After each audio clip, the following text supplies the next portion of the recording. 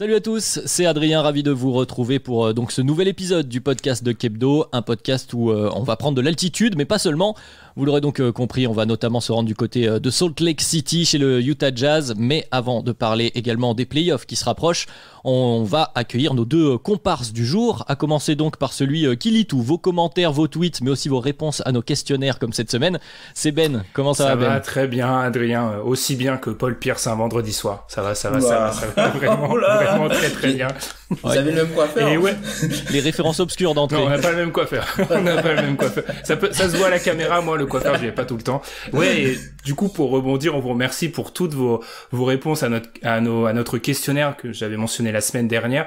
Certains d'entre vous ont pris vraiment du temps pour nous répondre et nous offrir des retours très constructifs, donc on vous remercie vraiment. Tout à fait. Et donc notre troisième larron aujourd'hui, c'est celui qui s'en est donné à cœur joie ces dernières semaines avec le grand sujet des buyouts. C'est évidemment notre expert financiero-basketologique, on va dire, quelque chose comme ça. C'est Tom évidemment. Comment ça va Tom ? Ça va vous les gars ? Bien ? La forme ? Bah oui, ravi d'être là, ravi de pouvoir enregistrer un peu avec la lumière du jour, en tout cas pour le début de podcast, avec le changement d'heure. On verra où ça nous mène. Vous pouvez bien sûr voir ça sur YouTube. Vous pouvez toujours également nous retrouver sur les plateformes de podcast. Et justement, on va l'attaquer, ce podcast. On va parler donc cette semaine du Jazz de Utah, aidé entre guillemets équipe de saison régulière et équipe de playoff.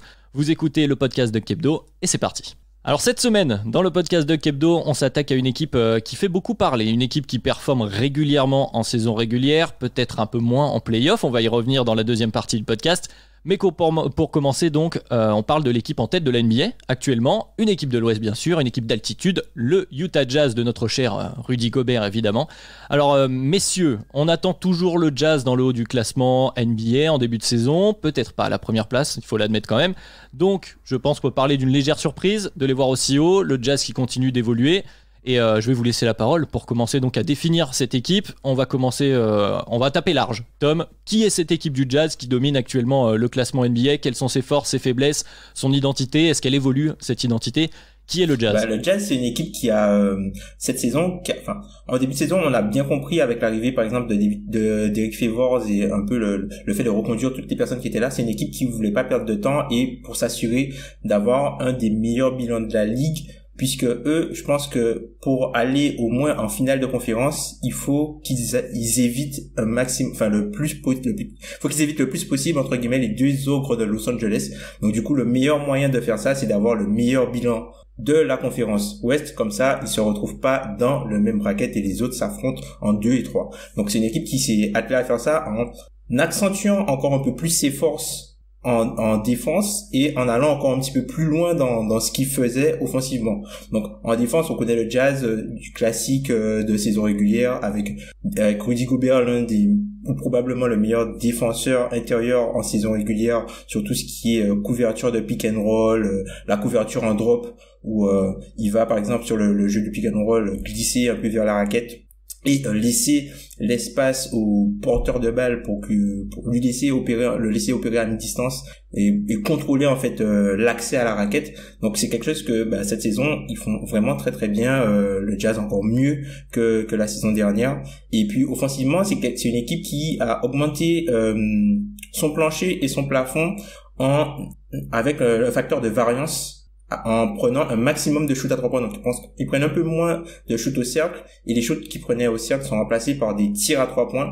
Donc du coup, vu que c'est un équilibre à peu près mathématique, ils vous donnent beaucoup de shoots à distance et eux prennent beaucoup de shoots à 3 points. Donc mathématiquement, c'est quelque chose qui leur permet d'avoir un plancher plutôt haut et du coup d'avoir énormément de variance, parce que quand ils mettent leur tir, et on va le voir en termes de pourcentage d'adresse, c'est l'une des meilleures équipes à 3 points dans la NBA et c'est l'une des équipes qui prend la plus grosse proportion de ses shoots à 3 points. Donc du coup, avec cet ajustement mathématique, tu as un plancher hyper haut pour pouvoir du coup engranger un maximum de victoires contre des équipes moyennes et faibles de la NBA. Et là où tu es sur des équipes plus fortes, tu es sur une proposition à 50-50 avec la variance du pourcentage au tir. On a une définition assez complète, Ben, pour te relancer si tu veux ajouter 2-3 choses.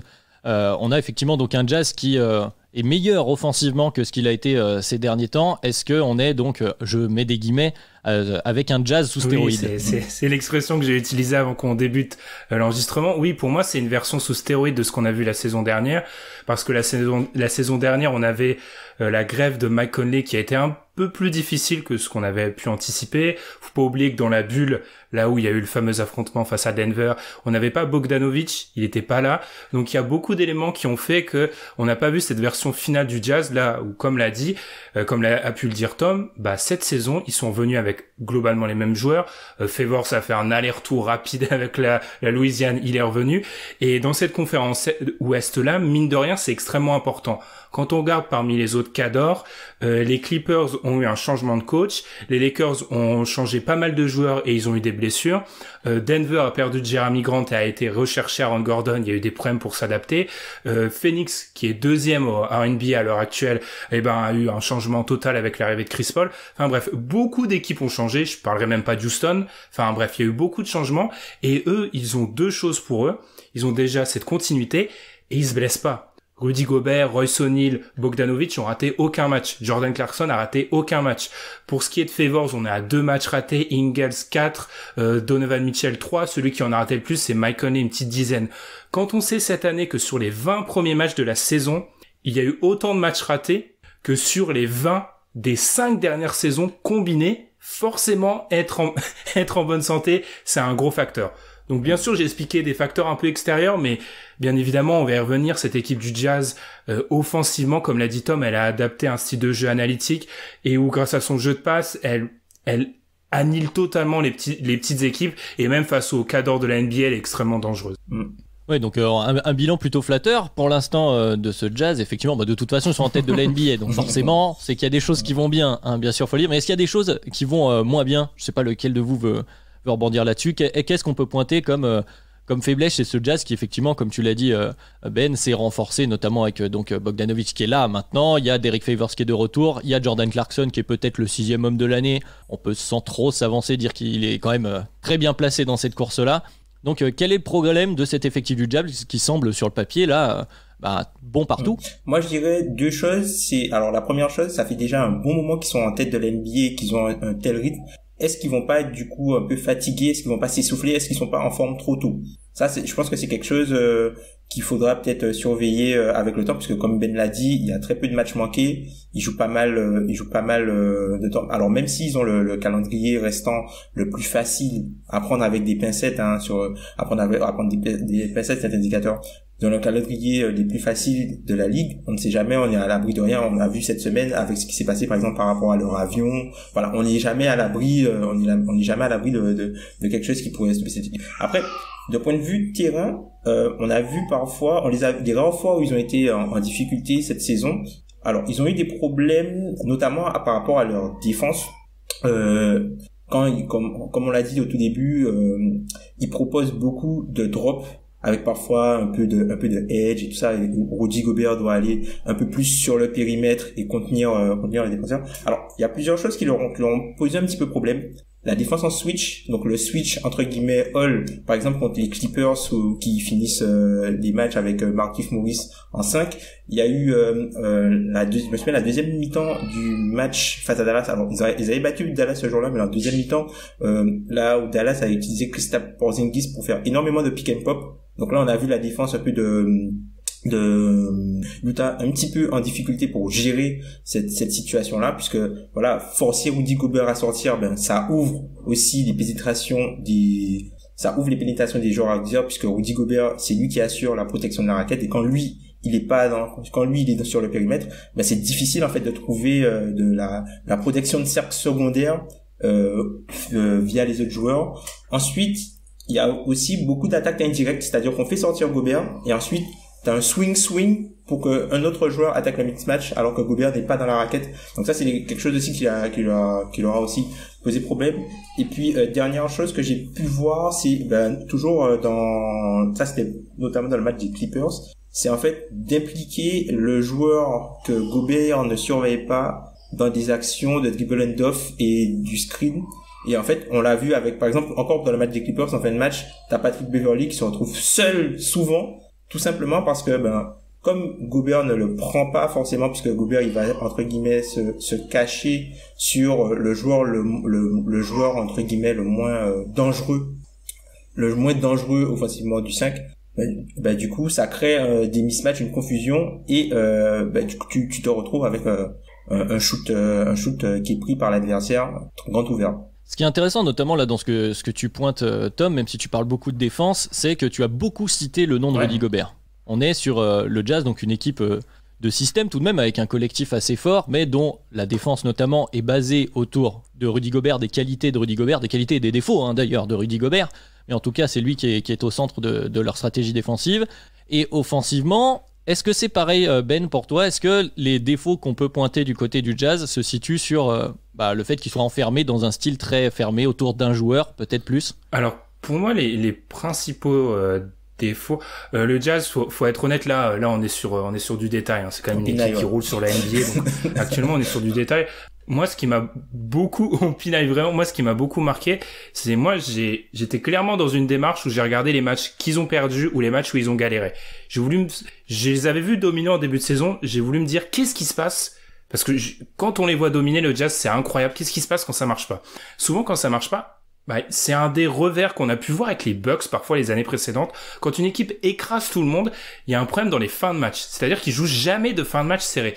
Et je trouve qu'on se retrouve un peu dans une caricature où le Jazz abandonne parfois son jeu doté de passes, comme l'a dit Tom, pour décaler, trouver le joueur écarté, souvent à 3 points, trouver le joueur libre.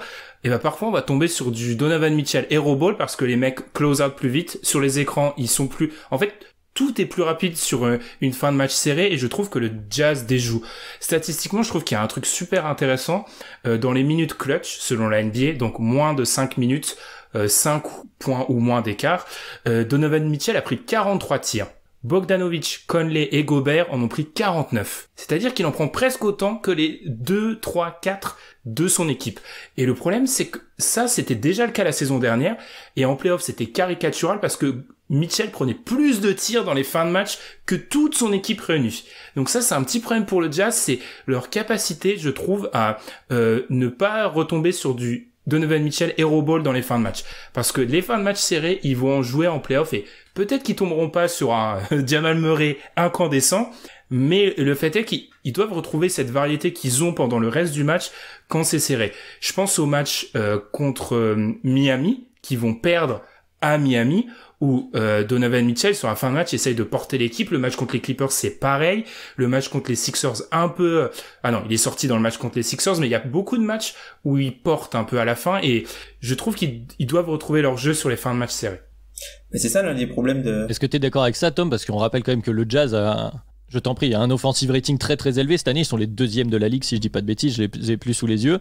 Est-ce que justement, un de leurs défauts, c'est le clutch? Est-ce qu'ils déjouent dans les fins de match un peu serrées? Ça, c'est un peu l'un des problèmes de leur équipe, le Jazz, c'est-à-dire que t'as personne qui va pouvoir, à part peut-être Donovan Mitchell, pouvoir créer un décalage brutal en fait sur un vis-à-vis, mais en fait t'as beaucoup de joueurs qui sont capables de, lorsque l'avantage est fait, de pouvoir l'amplifier, puisque t'as très peu de ball stoppers, à part peut-être Clarkson et Donovan Mitchell quand lui il est pas à l'initiation. Une fois que le ballon quitte leurs mains, en fait t'as énormément de joueurs qui font bouger la balle, et du coup qui te permettent d'amplifier l'avantage que tu avais déjà pour trouver finalement le bon shoot. Et puis le Jazz, ce qu'ils font, c'est que dès qu'ils ont un avantage, plutôt qu'aller essayer de finir sur le petit avantage qu'ils ont déjà, ils vont par exemple enchaîner par exemple des drive and kick, jusqu'à ce qu'ils trouvent le shoot parfait qui est pour eux le corner, le 3 points dans le coin à 3 points. Donc c'est ce qu'ils recherchent sur la plupart de leurs possessions, ou le lob vers Rudy Gobert. Donc c'est un truc qui font souvent, mais c'est plus difficile en fait à faire ça, je pense, en fin de match.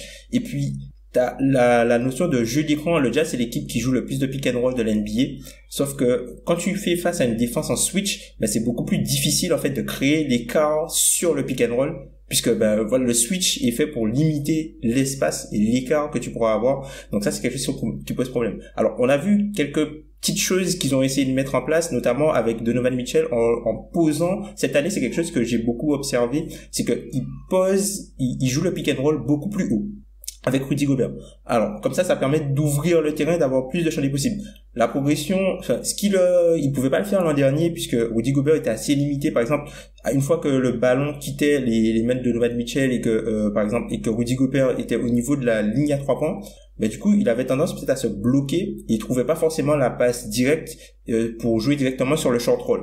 Là, par exemple, dans le match face à Chicago, ils ont joué cette action-là plusieurs fois et tout de suite, par exemple, Donovan Mitchell, il lâche le ballon à Rudy Gobert au niveau de la ligne à 3 points. Pendant qu'il descend, il trouve tout de suite un joueur dans le coin. Donc, je pense que le fait que Donovan Mitchell ait développé en fait une habilité à être beaucoup plus dangereux sur le pull-up à 3 points et à 3 points en général, puisque Donovan Mitchell cette saison il a 40% à 3 points et que Rudy Gobert dans l'axe panier il arrive à, une fois qu'il a le ballon au-dessus de l'arceau, une fois qu'il a le ballon dans l'axe, il arrive à trouver des places et faire du playmaking sur short roll, ça leur offre une valve de décompression pour pouvoir mieux jouer en fait leur système et continuer à trouver leur décalage. Le problème c'est que arrivant en fin de match, ce sont des actions que tu as plus forcément et les décalages ils vont se faire essentiellement sur du 1 contre 1 pour après exploiter d'autres mismatchs. Puis pour Rudy Gobert, je te laisse continuer Adrien, c'est mécanique, c'est un intérieur, au bout de 40 minutes de temps de jeu, si on s'imagine par exemple sur des playoffs, aller poser l'écran, monter, claquer le dunk, c'est plus le même effort physique aussi.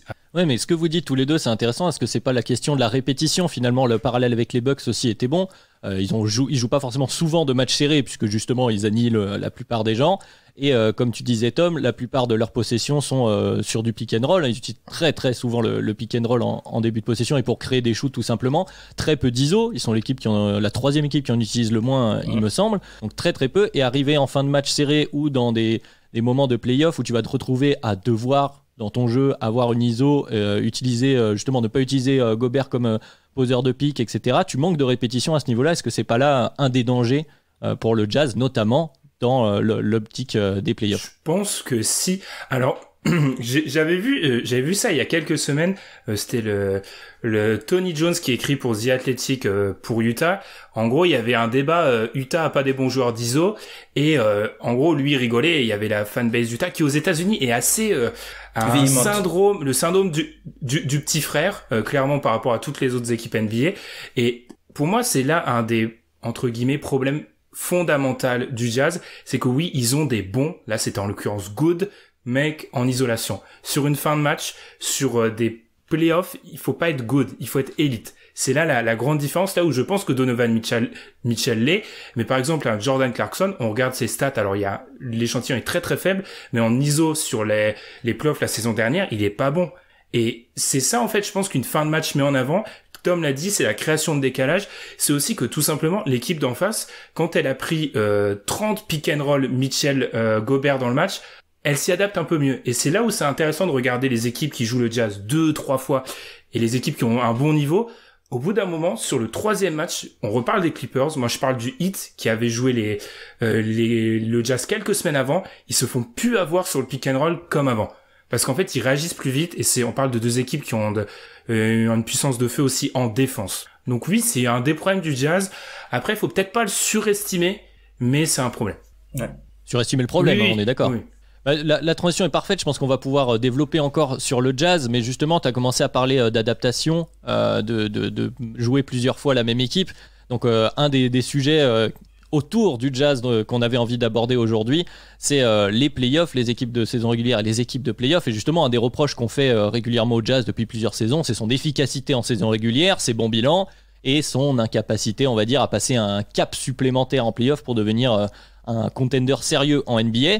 Donc, avant de revenir au cas appliqué Jazz et peut-être d'autres équipes, sûrement d'autres équipes qu'on va évoquer, quelles sont les différences majeures entre les saisons régulières et les playoffs? Il y a notamment, tu as commencé Ben avec ces adaptations, tu joues plusieurs fois la même équipe, donc il y a ce fameux adage, il y a certains clichés, mais il y a aussi des différences qui sont réelles, hein, des différences de calendrier notamment, des différences dans le jeu. Tom, quelles sont pour toi les différences principales entre une série playoff et toute une saison régulière pour définir ces équipes, saison régulière, équipe de playoff? Je pense que la première chose, c'est vraiment la notion de match-up. En saison régulière, tu te prépares pas vraiment sur des match-up, tu te prépares sur, par exemple, un système qui va fonctionner contre 80% des gens.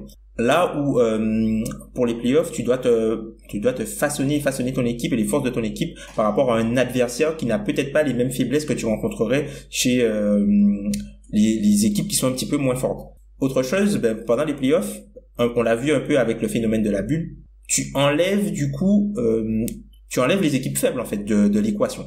Les équipes faibles ne sont plus là. Donc du coup, t'as beaucoup moins de place à l'erreur, et le niveau d'adversité que tu rencontres est aussi beaucoup plus élevé, puisque quand tu vas affronter les cadors de la NBA, les détails ont une toute autre importance que ce qui pouvait passer en fait contre des équipes plus faibles.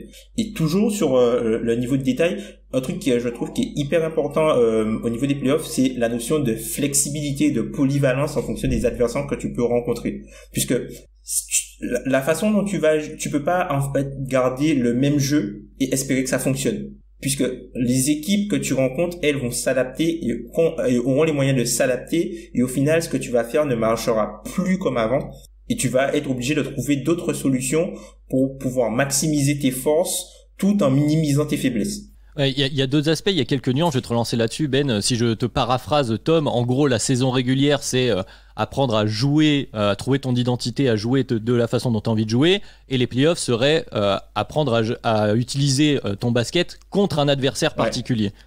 Mais il y a aussi cette question de l'identité dont on parle. Est-ce que à quel point si tu changes trop d'identité pendant les playoffs, ça peut être aussi préjudiciable? Ben, c'est le niveau d'adaptation que tu veux donner. C'est ça, c'est une des questions centrales, c'est une des questions dont on débat souvent avec Tom ici présent. C'est en gros quel niveau d'adaptation tu es prêt à offrir en play-off, et s'il n'y a pas un moment où tu t'adaptes tellement que tu te trompes, parce qu'en réalité tu déjoues sur tes points forts. Alors ça, tout dépend déjà, je pense, de comment tu abordes le tour de playoff. Si bien sûr t'es 8e dans la conférence, tu joues le premier, tu auras pas la même attitude que si on est sur une finale de conf 1-2. Déjà, ça c'est sûr.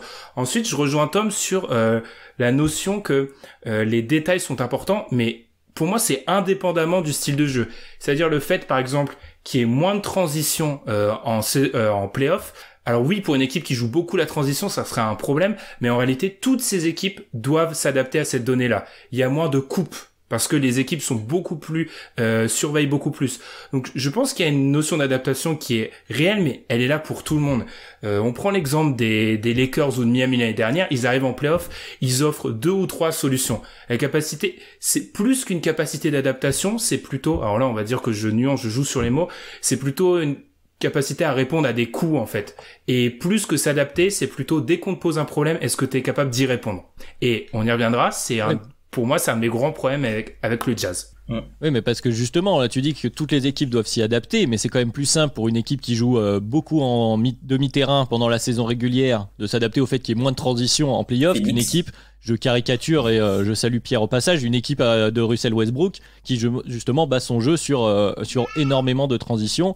Et c'était par exemple le cas quand il devait jouer Houston à l'époque, Russell Westbrook, où on sentait effectivement qu'il y avait ce souci-là. Il y a aussi moins de rebonds offensifs dans les playoffs, les shoots pris sont aussi mieux défendu, hein, comme tu l'as dit, il y a moins d'espace pour les shooters, donc forcément certains shoots perdent en efficacité et on va avoir certains skill sets de certains joueurs qui sont capables de rester efficaces sur leur prise de shoot qui vont devenir de plus en plus importants. Et là quand même le profil de ton équipe, je sais pas Tom, tu vas me dire si tu es d'accord avec moi, le profil de certaines équipes est peut-être plus adapté, leur jeu en saison régulière est plus adapté à l'adaptation au jeu légèrement différent qu'on retrouve en play-off. Ouais, totalement, je suis totalement d'accord avec ça. Je suis totalement d'accord avec ça. Moi je dirais que par exemple la saison régulière, c'est vraiment tu maximises tes forces, là où les play-offs tu dois minimiser tes faiblesses. Parce qu'il y a vraiment une notion de maximisation des forces, c'est-à-dire t'as ton plan de jeu, peu importe ce qui se passe, on joue comme ça en saison régulière et après on s'adapte. Puisque l'idée c'est de gagner le plus de matchs possible en montrant le moins de cartes possible pour justement les playoffs. Donc je pense que c'est plutôt comme ça, alors que en playoff t'as vraiment une notion de vraiment montrer aucune faiblesse, parce qu'à partir du moment où l'adversaire va voir une faiblesse et qu'il va être capable de l'exploiter, il va jouer cette action-là. Par exemple, tu vois la chasse au mismatch. En saison régulière, c'est pas quelque chose que tu vois souvent. Enfin, même si tu le vois de plus en plus, c'est pas quelque chose que tu vois souvent, sinon tu vas le voir uniquement en fin de match. En playoff, dès qu'il y a un mec qui doit être ciblé, les possessions n'ont pas le même, on va dire que une possession en playoff, elle a beaucoup plus de valeur, et du coup, ce qui va se passer, c'est que les joueurs et les équipes vont essayer de fonctionner plus sur un rapport de shoot mis que rentabilité du shoot pris. puisque mettre un panier, c'est aussi éviter que l'adversaire parte en contre-attaque, c'est faire forcer l'adversaire à repartir dessous de son panier et de positionner ta défense quand elle arrive. Alors que si tu prends un shoot dit rentable, si tu le rates, t'as plus de chances de te faire exploser après en transition. Et du coup, comme on sait que généralement on te dit que la meilleure défense c'est l'attaque, quand t'as la balle, plus tu as des possessions que toi tu peux gérer et tu peux gérer le tempo, plus tu as la balle, moins tu as des chances de te faire scorer dessus parce que l'adversaire ne l'a pas. Est-ce que la question finale, du coup, Ben, c'est pas, en résumé, la pondération qu'on met entre l'importance des forces de ton équipe et le nombre de ses faiblesses, l'importance de ses faiblesses, si elles peuvent être très peu, mais très facilement exploitables. Est-ce que c'est pas cette pondération la problématique centrale autour Si, des c'est players? l'équilibre. Et c'est aussi dans quel domaine tu es élite. On en revient là. Pour un peu revenir sur ce qu'a dit Tom, par rapport à l'attaque, il y a aussi le phénomène, on en a beaucoup parlé, les ISO augmentent, mais pourquoi? Parce que c'est Daryl Morey qui le disait, mécaniquement, une ISO, c'est l'action où statistiquement, t'as le moins de chances d'avoir une perte de balle, ce qui est la pire finition possible. Un tir raté, au pire, il y a un rebond, tu reviens, une perte de balle, t'es mort. Là où un jeu de passe te rend beaucoup plus vulnérable à des pertes de balles. Et pour un peu citer, et du coup rebondir sur ta question, j'ai cité Daryl Morey, je vais citer un autre GM, Bob Myers, qui disait dans la Sloan Conference, voilà la grande messe des analytics, qui disait tout simplement, en playoff, la différence elle est très simple. Si tu sais faire une seule chose, t'es éliminé. Tu sais juste shooter, on le fait pas pendant la saison régulière, mais on sait ton shoot, on sait que tu veux prendre ton shoot dans le corner, donc moi mon coach va faire en sorte que ton mec dans le corner, il fasse rien du tout. C'est ça la différence. Il faut avoir plusieurs cordes à son arc. Si t'en as qu'une seule, et c'est vraiment pas une blague, mais sur le panel, il y avait Paul Pierce, qui prenait l'exemple de Paul Pierce. Et en fait, il disait, en gros, moi, si j'ai à défendre Paul Pierce, je peux pas retirer une chose de son jeu, parce que je sais que si je retire ça, lui il va partir en pénétration, il va step back, ou il va jouer dos au panier. Tu peux pas retirer ça. Donc collectivement, si pour répondre à ta question au niveau de la pondération, c'est tout simplement, si je te mets le premier uppercut, comment tu réponds? Est-ce que tu es élite dans un seul domaine ou est-ce que tu es capable de faire plusieurs choses?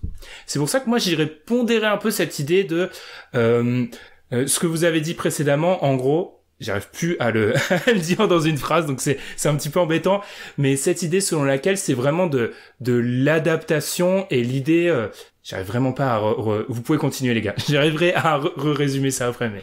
Il y a pas de souci. Du coup, je vais reprendre cette idée d'être élite dont tu parles, parce que là, on a beaucoup parlé de l'ISO notamment. Il y a des joueurs, alors ça remonte à quelques années puisque ça a un peu évolué, mais moi ce que ça m'évoque tout de suite, c'est le parallèle entre un joueur d'ISO élite type Kyrie Irving et un joueur d'ISO type Demar DeRozan. Mais j'y reviendrai, vas-y Ben, tant que tu l'as. Non, c'est pour ça, moi je suis désolé, c'est problème de mémoire à 24 ans. Vas-y. C'est pour ça, moi, là où j'étais pas d'accord, c'est que pour moi, l'étiquette, et je suis désolé, je grille un peu la suite, mais l'étiquette équipe de saison régulière, on la met toujours a priori.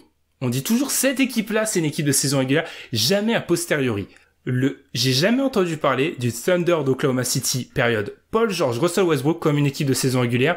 Pourtant, elle en a toutes les caractéristiques. C'est vrai. Mais on n'en a jamais parlé dans ces termes-là. Donc, je pense que plus qu'un style de jeu, on en reparlera, mais c'est aussi, quand t'as moins de stars, directement, t'es étiqueté comme ça.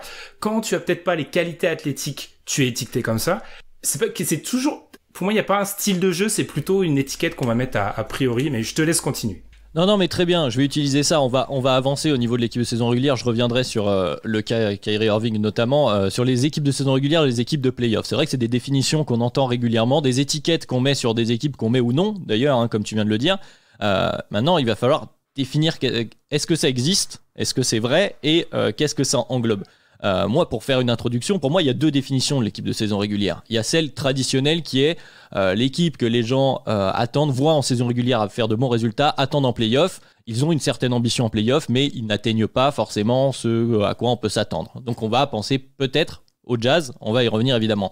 Et il y a l'autre type d'équipe, c'est d'ailleurs une des réponses qu'on a eues quand tu as posé la question sur Twitter à nos auditeurs, des équipes qui sont construites pour accrocher les playoffs, c'est-à-dire qu'en saison régulière, ils vont gagner des matchs, ils vont être en playoffs. Alors, c'est peut-être des profils qu'on voit plus souvent à l'Est, on y reviendra peut-être, mais je pense notamment aux Pacers, qui n'ont pas d'ambition très élevée en playoffs. On passe un tour, 2 tours, c'est très bien, mais c'est pas très grave si on se fait sortir non plus. Mais, par contre, il faut qu'on fasse les playoffs. Donc, il y a ces deux équipes qui sont peut-être limite contradictoires, parce qu'il y en a qui veulent aller le plus loin possible, et d'autres qui sont là juste pour, on va faire une bonne saison régulière, et très bien, on sera très content. Comment, Tom, je vais te redonner la parole à toi maintenant. Comment toi tu définis une équipe de saison régulière, une équipe de play-off? Est-ce que ça a du sens déjà pour toi? Oui, pour moi ça a du sens parce que tu as deux jeux qui sont totalement différents. Comme on le disait, tu as deux jeux qui sont totalement différents. Et moi je définirais vraiment, d'ailleurs je l'ai noté, ma définition de l'équipe entre guillemets de play-off. Pour moi l'équipe de play-off c'est une équipe flexible, polyvalente des deux côtés du terrain, capable de maximiser de ses forces d'un des deux côtés tout en minimisant ses faiblesses de l'autre. C'est poétique. C'est beau, ça peut rentrer dans le Larousse. Donc pour moi c'est ça. Voilà. Donc pour moi c'est ça pour l'équipe de play-off. En fait pour les équipes de saison régulière, moi là où j'ai des problèmes avec cette définition là, c'est que ça dépend pas forcément de toi, ça dépend aussi de qui tu affrontes en fait. Ça dépend vraiment de qui tu affrontes. Après c'est vrai que un peu en contradiction avec Ben sur la notion de style de jeu, t'as certaines équipes par exemple le Jazz, si tu prends le Jazz et Phoenix qui sont les deux équipes qui sont aujourd'hui en tête de la conférence Ouest, je pense que je dirais que tu auras 60% des gens qui te diront que Phoenix est une équipe plus de play-off que le Jazz par rapport, entre guillemets, au style de jeu, Chris Paul, Devin Booker, l'isolation, mais tu cites des joueurs. Pick and roll, pour moi, tu cites des... En fait, c'est là que tu cites des joueurs. Mais les joueurs mais les joueurs sont l'essence de ton équipe puisque tout part de tes meilleurs joueurs en play-off. Ce sont les meilleurs joueurs qui sont le moteur de ce que tu vas produire. Donc c'est une étiquette qu'on accole selon à l'équipe, mais en partant du joueur. Je suis désolé, pour moi c'est toujours comme ça. Je pense que ça part surtout du meilleur joueur. Ça part surtout du meilleur joueur et jusqu'où ton meilleur joueur est capable de t'amener par rapport à ce que tu as construit autour de lui. Tu vois, si on revient par exemple sur le DH20, encore une fois le DH20, excellent épisode, n'hésitez pas à l'écouter, les deux parties. Le DH20, Rudy Gobert et Donovan Mitchell, ils y sont pas. Mitchell était pas loin, mais oui, effectivement. Si, Mitchell y est. Il était pas loin, mais il était pas. Mitchell, il est tout en bas, mais il y est. Il doit être genre 17, 18. 20? Ouais, il y est. Ouais. Mais ouais, je comprends ce que tu veux dire. En gros, ils sont pas dans l'élite. Ils sont pas dans le top 10. Ils sont pas dans le top 10. Alors que, tu vois, en saison régulière, Rudy Gobert, tu peux dire que c'est un joueur top 10 de saison régulière parce qu'il apporte des deux côtés du terrain. Parce que le niveau défensif qu'il te donne en termes de production, ça t'apporte un niveau plancher extrêmement haut.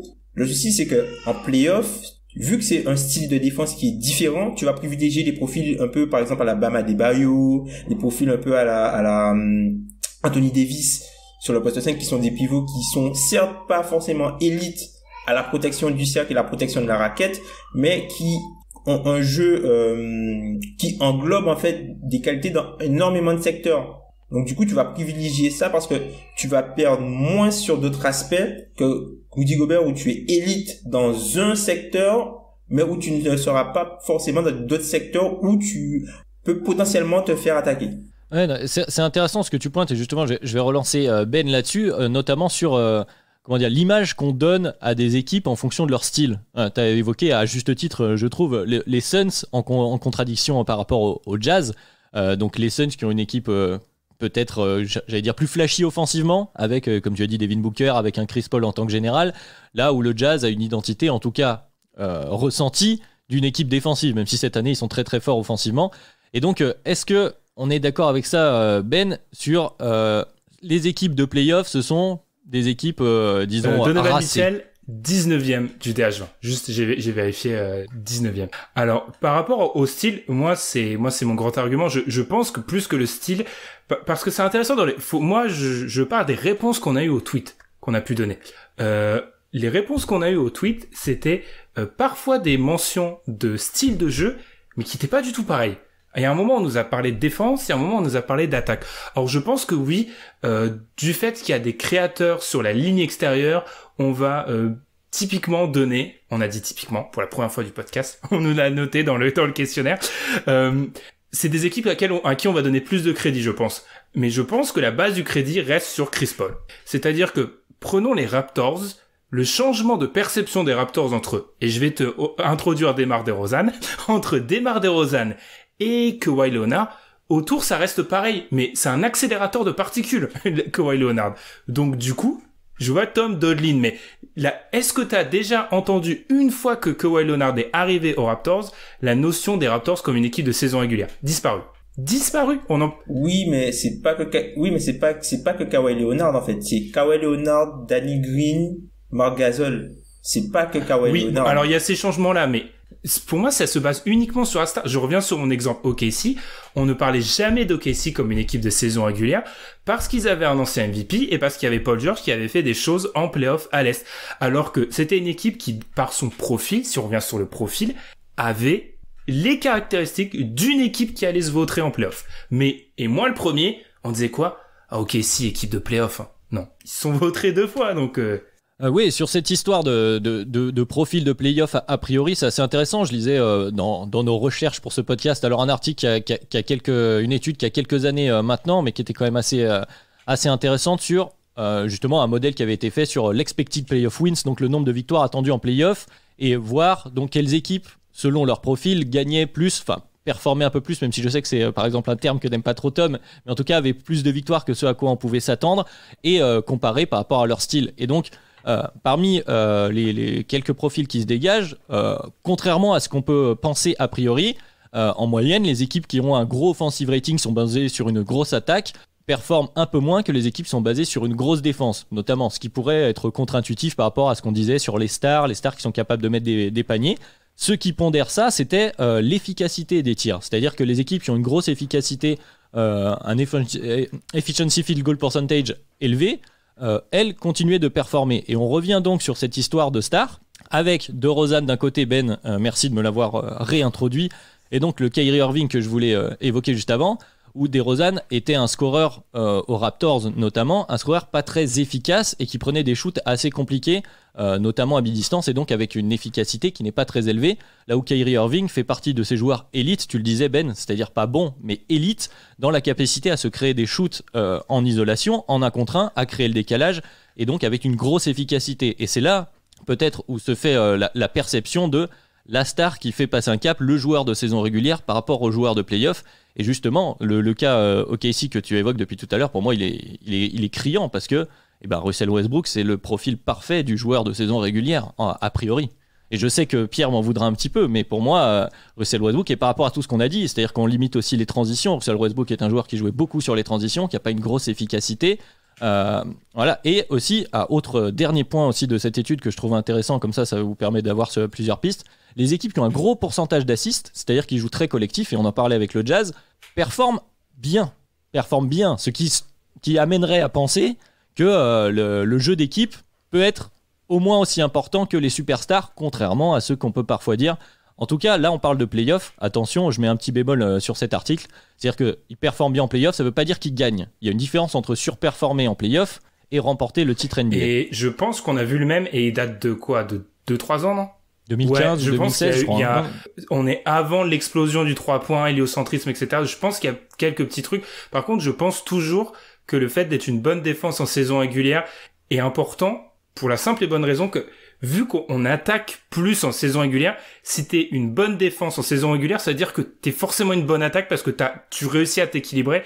Là où les équipes, on pense à Portland cette année, qui sont très hauts d'un côté et très bas de l'autre, quand c'est en attaque, elles peuvent se qualifier en playoff. Quand c'est en défense, on pense au Magic, ils l'ont fait certaines années. Si tu es très haut dans une catégorie, très bas dans l'autre, et si la catégorie où tu es haut, c'est la défense, tu passes pas en playoff. Ça marche pas. Tom, un avis sur ces profils a priori d'équipe de playoff, équipe de saison régulière? Enfin, vous avez déjà tout dit, hein, mais si on refait le parallèle avec le Jazz, par exemple, si on prend les indicateurs statistiques, le Jazz a tout le profil statistique pour être champion NBA à la fin de l'année. Si on fait juste le profil statistique, attention, le profil statistique de saison régulière, parce que voilà, ils ont plus 12 de net rating cette saison. Je suis remonté du coup, selon notre ligne de glace en enlevant la partie garbage time. Donc, je suis remonté du coup depuis les années 2010 pour voir quelles équipes avaient un net rating sur toute une saison qui était supérieur à 10. Il y en a pas beaucoup. Accrochez-vous, il y en a pas beaucoup. Alors, on a le OKC de 2012-2013, dont Ben avait parlé une fois dans l'un des podcasts des meilleures équipes qui n'ont pas de titre. On a les Warriors, du coup, de 2014-2015, donc le premier titre, où ils battent les Cavs avec LeBron James qui joue avec Mozgov et Della Vedova. Il ne faut pas l'oublier, ça. Ensuite, on a les Warriors et les Spurs de 2016, 2 équipes sorties par OKC. Attention, l'OKC, le fameux OKC 2016 qui est une équipe qui peut laisser pas mal de regrets. Désolé, hein, les fans ici. Pierre, je te salue. Ils prennent. C'est difficile de ce podcast pour eux. C'est vrai. C'est ça. Après, on a les Warriors de 2016-2017, donc la première année de Kevin Durant, donc qui était une équipe. C'était bonne petite équipe. Franchement, je pense que c'est l'équipe la plus forte que moi j'ai pu voir jouer en direct, je pense, hein, clairement. Et puis si on prend l'exemple par exemple des Bucks de l'an dernier, ils étaient juste à 9.8. Le Jazz est à 12.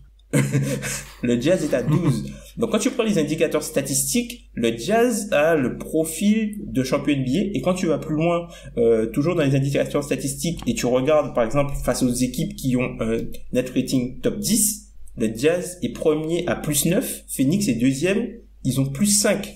Donc il y a quand même de la substance, et je pense que ce qui fait le plus peur en fait sur le statut en fait du Jazz, c'est les éléments passés qu'on a vus, que l'équipe avait du mal à reproduire exactement le même jeu face aux Warriors, face à Houston, et qui a eu un peu de mal face aux Nuggets. Alors oui, comme je le disais en off, on sait qui se sont fait remonter de 3-1, mais ils menaient quand même 3-1.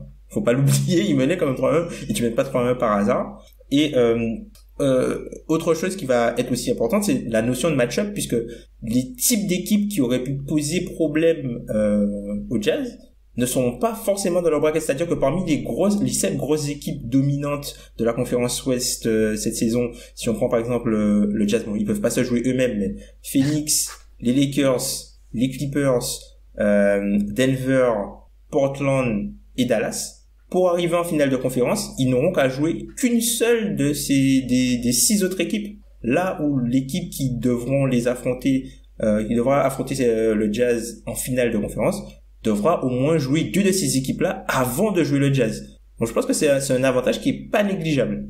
Un avantage qui peut être un peu fourbe quand même, parce que quand on parle de répétition et de trouver son identité, ses adaptations pendant les playoffs, ça peut aussi se retourner contre soi, même si ça reste quand même un avantage, je pense. Ben, je te relance là-dessus, le profil statistique du Jazz, 2e offensive rating, 3e defensive rating, 1er honnête rating largement comme le disait Tom. Il y a tout sur le papier pour qu'on les considère comme les favoris, les clairs favoris pour le titre, et pourtant il y a une réticence qui persiste. Pourquoi ? Je vais penser à la question d'un auditeur quand on avait posé, il y a quelques semaines, proposez-nous un sujet, qui nous avait posé une question. On ne pouvait pas faire un podcast dessus, ça aurait été extrêmement théorique, mais à quel point vous jugez 2021 comme une saison normale? C'est-à-dire, quand Tom, tu m'as énuméré les équipes, je me suis dit, avec tout le respect que j'ai pour Utah, ils sont pas dans la même cour. Non, là, tu me cites les meilleures équipes de la décennie, des équipes qui sont all-time. Le Jazz est peut-être all-time sur cette saison régulière, mais moi je tiens à rappeler quand même certains éléments. Alors l'absence des blessures, le fait alors c'est peut-être un petit détail, mais Utah est la seule franchise NBA qui a pu jouer avec du public depuis le début de la saison.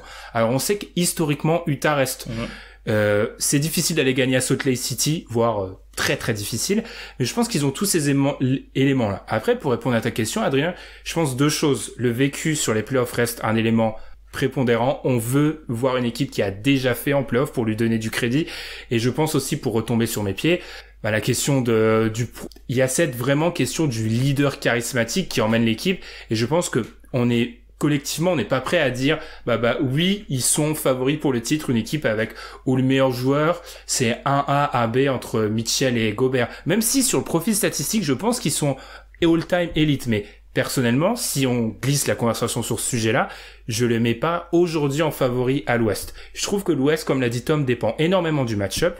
Et là où je les mets au-dessus des Suns, si les Lakers sont pas à 100%, je les mets au-dessus des Lakers.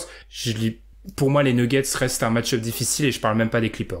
Justement, Tom, je vais te relancer sur cette idée de match-up et de stars. C'est vrai qu'on a beaucoup évoqué, donc là tu en as reparlé, Ben, les espèces de visages, on va dire, des équipes. Et tu disais donc 1A, 1B, c'est une chose. Tom, je te laisserai développer si tu veux sur ce truc-là, mais aussi Donovan Mitchell, Rudy Gobert, t'es sur un arrière et un pivot. Et un pivot défensif, qui n'est pas un des anomalies type Jokic que tu as évoqué rapidement, Ben, pour les Nuggets.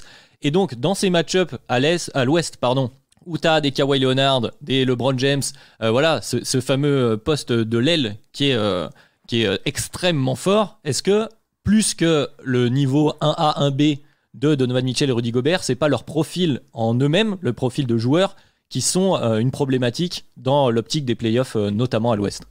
Ouais, moi je dirais en termes de profil de joueur, je pense que par exemple le duo Kawhi Leonard Paul George, il peut poser problème. Alors certes pas en tant que joueur intrinsèque, ce sont des joueurs qui sont très très forts et même si, enfin bien sûr, même si tu vas avoir des joueurs à le opposer, bah, malgré tout le respect que j'ai pour par exemple Royce O'Neal ou Joe Ingles ou même Bogdanovic, hein, c'est pas la même essence et race de joueurs. Mais en fait dans la fanbase du Jazz, je te coupe Tom, mais la fanbase du Jazz insiste beaucoup sur le fait que Royce O'Neal peut garder ces mecs-là. Je suis pas d'accord en ayant vu les matchs, mais ils insistent beaucoup là-dessus.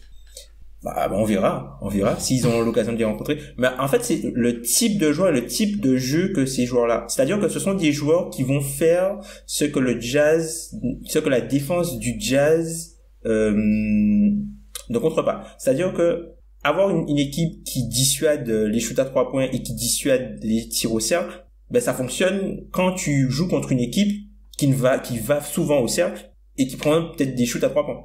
Les Clippers, eux, ils vont dans des zones où le Jazz veut que tu ailles. Donc du coup, par exemple, si toi ta force c'est de protéger l'arceau, mais qu'en fait l'attaque de ton équipe et par exemple Paul George et Kawhi Leonard, ils font très bien ça. Eux, ils vont au cercle, mais Paul George et Kawhi Leonard, ils peuvent aller au cercle, mais c'est pas leur truc de prédilection. Leur truc de prédilection, c'est, ils arrivent, machin, 1 contre 1, pick and roll, je me décale légèrement, petit snake pick and roll, boom, mi-distance. Sauf que le Jazz, eux, le mi-distance, ils sont heureux de te le laisser. Et au final, le problème, c'est que ça devient que des shoots d'entraînement, entre guillemets. Ça devient des shoots d'entraînement. Et avec ce niveau de joueur-là, tu peux pas te permettre de leur laisser des shoots d'entraînement comme ça. Et en fait, ce qui peut se passer contre cette équipe-là, c'est le côté contre nature. C'est qu'au bout d'un moment, même si l'ordinateur te dit, laisse-toi le tir à mi-distance, mais si le mec, il en met 4-5, ben ta défense va réagir et va faire quelque chose qu'elle n'a pas l'habitude de faire pour contrecarrer quelque chose qui ne lui pose pas de problème à la base. Et c'est là où ça peut vraiment enchaîner avec une spirale où les joueurs ne savent plus trop quoi faire globalement dans le système et ça peut vraiment ouvrir des brèches. Donc je pense que les Clippers, c'est vraiment un match-up qui peut leur poser énormément de problèmes. Et on l'a encore vu, plus que la défense en switch, notamment quand ils font jouer Markieff Morris en poste 5 avec Nicolas Batum et tout le reste des joueurs, ben en fait c'est surtout même offensivement la défense du Jazz n'est pas faite pour contrecarrer ce que les Clippers font bien, notamment dans le jeu à mi-distance. Je vais rajouter un petit détail à ça, Ben, pour te faire réagir, puisque effectivement là tu as focalisé, Tom, sur le match-up des Clippers. Et est-ce que c'est pas là une des limites des stades de saison régulière, enfin quand on les prend de manière globale, hein, pas quand on va aller chercher de manière avancée, parce que si on regarde la défense du Jazz cette année, ils sont très bons, ils sont la 3e meilleure défense sur les ISO. Donc ce qui est normalement une des forces des équipes dont tu as cité de certains match-up. Ils sont très bons sur la défense du pick and roll et très bons sur la défense des spot-up, qui sont grosso modo les 3 armes majoritaires qu'on va retrouver en play-off. Pourtant, comme tu l'as rappelé Tom tout à l'heure, en play-off, la différence par rapport à la saison régulière, c'est qu'on élimine les mauvaises équipes. Et donc les statistiques que tu peux biaiser en éclatant les mauvaises équipes entre guillemets, hein, bien sûr, les moins bonnes équipes, qui donne l'impression que tu es très bon dans certains aspects défensifs. Est-ce que justement c'est pas un trompe-l'œil, et à l'arrivée au play-off, c'est là où les match-ups sont exploités et on a l'impression que ça fait mentir le profil statistique? Si, c'est totalement un trompe-l'œil. C'est pour ça, personnellement, par exemple, je pense qu'on a tout fait dans la préparation. J'ai pas regardé Utah contre Memphis. J'ai regardé Utah, par exemple, contre Boston. Et Boston, il y a un parallèle à faire avec le duo d'ailier et ce qu'ont pu faire. C'est un match qu'ils perdent. C'est intéressant parce que Boston perd son match contre Utah, c'est parce que Utah met tout. Mais dans l'idée, quand on regarde le premier carton de ce match, qu'est-ce qu'ils font? Pick and roll haut pour sortir Rudy Gobert de la raquette. Qu'est-ce qu'ils font? Tu parlais des actions bien défendues, Adrien. Ils sortent Rudy Gobert sur le pick and roll. Qu'est-ce que fait Jaylen Brown tout le premier carton? Il prend des flotteurs. Et vu qu'on est sur un joueur, on ne demande pas à un joueur lambda de prendre un flotteur. Là, on parle d'un all-star. Forcément, il va les mettre. Alors, il en met 2-3 qui sont lunaires. Enfin, franchement, il m'a impressionné. Mais si c'est du flotteur, du mi-distance, c'est des mecs qui sont à l'aise avec ça. Parce qu'on est sur une gamme de joueurs qui est supérieure. Donc forcément, oui, ça peut être biaisé parce que tu fais pas tous les jours des ISO contre Paul George, Jason Tatum, Kawhi Leonard et Jaylen Brown. T'en fais aussi sur des joueurs d'un moins bon calibre. Mais c'est vrai que déjà, cet aspect-là. Aussi, Tom parlait tout à l'heure on va moins chercher le match-up, le mismatch en saison régulière. Miami l'a fait. Miami fait quoi dans la fin de match contre le Jazz? Bogdanovic. Pick and roll, Butler, Bogdanovic. Butler, Bogdanovic. Ils font quoi après? Dragic, Bogdanovic. Dragic, Bogdanovic. Ça, c'est quelque chose qu'ils verront en playoff, qu'ils ont pas vu dans la bulle parce que Bogdanovic n'était pas là. Mais si Royce O'Neal a vraiment, je pense qu'il a un peu ce potentiel défensif, et il le prouve, quand tu joues des équipes où il y a deux bons ailiers, ils vont attaquer Bogdanovic parce qu'ils savent que c'est là où est la faiblesse. Donc je pense que oui, ça se voit pas dans les statistiques de saison régulière, mais ça se verra en playoff. On approche du coup presque de l'heure de podcast, même s'il nous reste quelques minutes, mais justement, j'aimerais nous laisser un petit peu de temps pour conclure, Tom. Justement, après tout ce qu'on a dit sur le Jazz, qui a cette image, à tort ou à raison, on va voir, en tout cas cette image d'équipe de saison régulière, qui est tout de même très dominante, tu l'as rappelé dans des statistiques avec d'autres équipes de très haute dimension, on va dire. Est-ce qu'on y croit? Est-ce que le Jazz peut faire mentir et arriver à posteriori à s'effacer cette étiquette d'équipe de saison régulière cette année, notamment en allant un peu plus loin? Je vois, Ben, tu lèves le doigt. Non, je veux juste dire, je peux prolonger ta question. T'en prie. On met la barre où? Ah, on met la barre où pour définir s'ils font une bonne performance en play-off? Bonne question, voilà, Tom. Débrouille-toi avec cette longue question et plein de choses, plein de pièges. Pas de problème. Moi, je pense que si le Jazz ne va pas en finale de conférence cette saison, c'est une déception. Pour moi, ce serait une grosse déception par rapport au match-up parce que, en gros, comme j'ai dit précédemment, ils auront juste une série difficile pour y arriver. C'est-à-dire une série où ils seront pas totalement favoris pour y arriver. Je pense que, ils ont le calendrier le plus facile, normalement, ils vont finir en premier. Ils vont finir en premier, je pense qu'ils vont finir en premier. Donc, s'ils finissent premier, ils vont prendre le 8e qui est, il n'est pas 8e pour le vainqueur du play-in. Séparation. Ouais, mais même le vainqueur du play-in, ça va être le 6-7. Le 7-8, pardon. Ouais, le 7-8 au deuxième tour ou comment ça s'appelle? Le 4-5. Oui, non, mais si je veux dire, le deuxième, ils prennent le 4-5. Oui, c'est ça. Soit le 4-5, soit le 8e. Mais même si tu prends le play-in et qu'ils prennent le 8e, en gros, quand tu regardes les équipes qui sont à la lutte pour la 8e place aujourd'hui, il y a Golden State, Memphis, San Antonio. Donc, si le Jazz ne passe pas, là c'est une anomalie. Là, si le Jazz ne passe pas, il y a une anomalie. C'est une anomalie claire et nette. Ensuite, tu vas arriver au deuxième tour, et c'est là, en fait, où il va falloir passer, et c'est là où ils seront peut-être un petit peu moins favoris. Mais normalement, c'est juste une série, en gros, qui va être disputée pour arriver en finale de conférence. Donc, pour moi, s'ils vont pas en finale de conférence, c'est un échec. C'est un échec, cette saison. Je peux prendre le costume de présentateur. Vas-y, Ben, je t'en prie. Et prolonger, et poser de la question à toi, Adrien. Je donne juste à Tom. Et est-ce que c'est possible dans ton esprit qu'ils aillent en finale? Je pose cette question-là parce qu'on a lancé un sondage sur le compte Twitter du podcast et on a vu quoi, en gros? On a demandé jusqu'où peut aller le Jazz. On a vu qu'en gros, premier tour, tout le monde disait ouais, ils vont passer le premier tour, mais personne pratiquement les mettait en finale. En finale NBA ou en finale de conf? NBA. Finale NBA, ça semble compliqué par rapport à ce que tu disais, Ben. Moi, j'ai les deux équipes de Los Angeles. Alors, évidemment, en mettant de côté les blessures, le Covid, etc. Là, on parle tout le monde à pleine puissance. J'ai du mal à les voir passer les deux équipes de Los Angeles. Pour le reste, comme tu le disais, il me semble en off, Denver, la série contre Denver l'année dernière, et comme tu l'évoquais d'ailleurs, Tom, il y a quelques instants, ils étaient devant, et ça se joue à rien à un shoot de Mike Conley.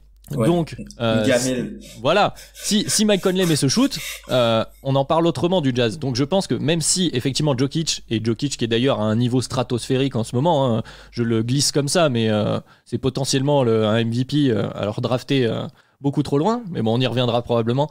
En tout cas, voilà, Denver, même si Jokic est un match-up compliqué, notamment pour Rudy Gobert, je pense que le Jazz est capable de les sortir. Donc pour moi, je suis dans le même esprit que Tom. Tu dois viser la finale de conf. Même si ça va pas être facile, notamment au deuxième tour, parce qu'on sait qu'à l'Ouest, t'as toujours des équipes compliquées. Après, la finale NBA, voilà, on a évoqué les deux équipes de Los Angeles, c'est très dur. Ça peut aussi être Phoenix, Phoenix qui est actuellement deuxième, mais à ce moment-là, ils pourront aussi peut-être affronter Phoenix selon la fin de la saison. C'est faisable, mais en tout cas, je mettrai pas mes économies dessus, clairement. Je vous rejoins un peu. Moi, je leur en veux pas s'ils tombent contre une des deux. Si malheureusement la fin de saison les amène à avoir une des deux Los Angeles au deuxième tour et que cette équipe est à 100%, je leur en veux pas. Parce que là, on en revient à la question du match-up. Bah là, s'ils prennent des Clippers à 100% ou s'ils prennent On parlait de match-up Anthony Davis. C'est quand même pas mal, hein. Si on est sur le même niveau que la bulle, c'est quand même un gros problème. Je les ai vus un peu galérer sur le pick and roll Bam Butler. Là, c'est la version sous stéroïdes, hein, qu'ils ont dans leur conférence. Donc, s'ils tombent contre une de ces deux équipes-là, je leur en veux pas. Pour moi, j'aimerais vraiment qu'ils jouent Denver, parce que pour moi, un peu, Denver, ça serait un test. La rédemption. Les deux équipes, en réalité. Ouais, ça serait la rédemption. Ça serait un test pour les deux équipes, parce que moi j'ai vraiment foi en Denver avec l'ajout de Aaron Gordon. Donc par rapport à cela, ouais. Après, je te rejoins, Adrien. Finale NBA, c'est dur. À part s'il y a un scénario où ils peuvent aller en finale NBA sans prendre une des deux équipes de Los Angeles. Mais j'y crois pas à ça. Je peux finir avec une question piège. S'ils vont en finale NBA, ils peuvent gagner ou pas face à la top équipe de l'Est? Les Nets, c'est le pire. On en parlait avec Tom avant que t'arrives. Ouais. Les Nets, c'est le pire truc pour eux. Kevin Durant est une machine à mi-distance. Kyrie Irving est une machine à mi-distance. En fait, ils pourront pas, je pense qu'ils pourront pas suivre offensivement, c'est impossible. Même si on enlève les éléments, même si on enlève tous les éléments, oui, les Nets ne peuvent pas défendre, nanana. En fait, à ce niveau-là, tu peux pas te ramener en playoff et ton meilleur joueur, c'est le 3e joueur de la série. Le 4e joueur de la série. Le 4e même, ouais.